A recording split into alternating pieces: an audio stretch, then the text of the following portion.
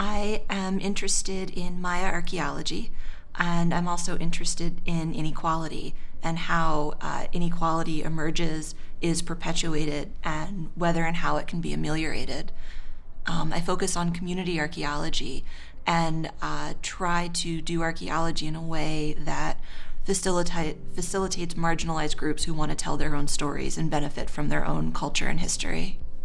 I teach a seminar on space and power, which is looking at these two concepts and how they overlap. And I am also developing a seminar on community archaeology, which fits very closely with what I do in my research. I co-direct an archaeology project at the site of Punta Laguna in the Yucatan Peninsula of Mexico. We are working collaboratively with a contemporary group of Maya peoples to learn more about ancient Maya history and culture.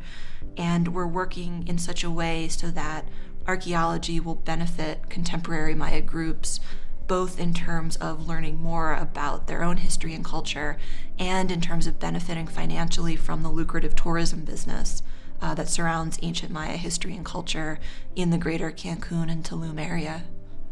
I'm an archaeologist and I work on the Great Plains. Right now I'm working on the period of time from about AD 1200 to about AD 1500 and looking at major social changes in the farming communities on the eastern part of the Central Plains that probably produced the Arikara and Pawnee nations.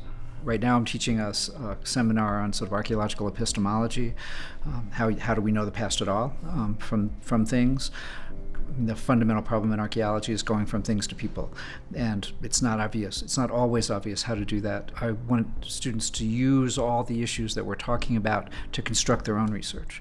In June, I'm going to be heading out to northeastern Nebraska to excavate one of these enormous sites that looks like a place where we have people and ideas coming together from much of the Central Plains and much of the northern part of the Midwest. The indigenous North America was in this immense period of transition and social change and massive population movements across much of the continent.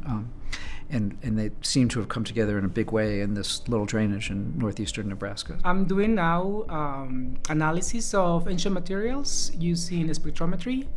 And what I want to do is find ways to trace the origin of those materials and also how they were traded and what is the meaning of them when they are applied to artwork, for instance. That artwork can be a cave or rock art in a cave, or it can be all canvases in case of colonial paintings or European painting. And I also teach disaster and culture, and in a way this is a class that focuses in how anthropology analyzes hazards, risk, and vulnerability in specific cases in which disasters have affected or impacted societies. So what we have been doing in the last 2 years is put together a mobile laboratory so we can go to museums or archaeological sites with primarily painting and analyze the painting in situ. We are beginning to understand more about the technique of the painter, and we can ask larger questions about the resources available for a specific time period for these artists. I'm a Mesoamerican archaeologist, and my interests focus on the relationship between religion and politics in the pre-Hispanic era, and also the human ecology of pre-Hispanic agriculture.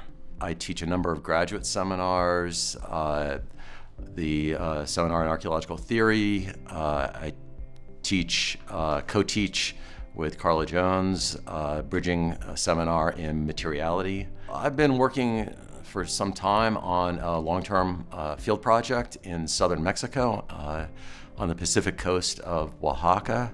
And it's a project looking at the relationship between religion and politics during a period of political centralization and then collapse.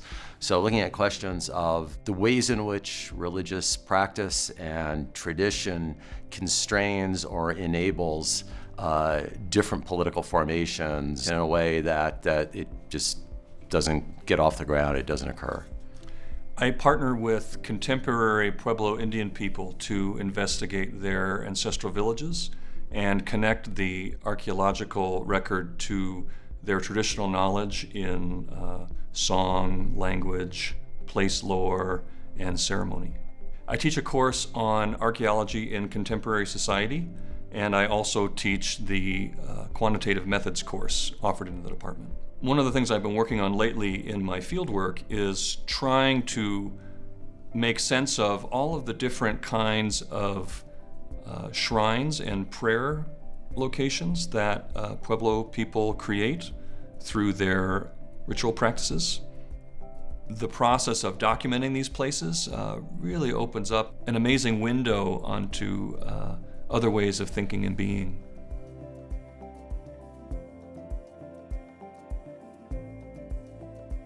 The archaeology program is very much a New World archaeology program. So we have 3 faculty that work in Mesoamerica. We have 3 that work in the Southwest, and then 1 that works in the Great Plains. Those areas, I would say, represent some of the strongest programs in those areas of archaeology in the United States. I really value how open my colleagues are to different theoretical and methodological approaches in the field, and I think that translates into more interesting student research.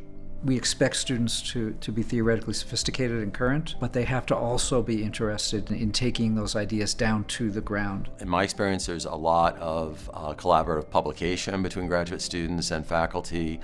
We're very strong in the kinds of research support that we have. There's lots of different grant programs for field research. And our graduate students do well. We have a great track record with getting NSF grants, with job placement after graduation.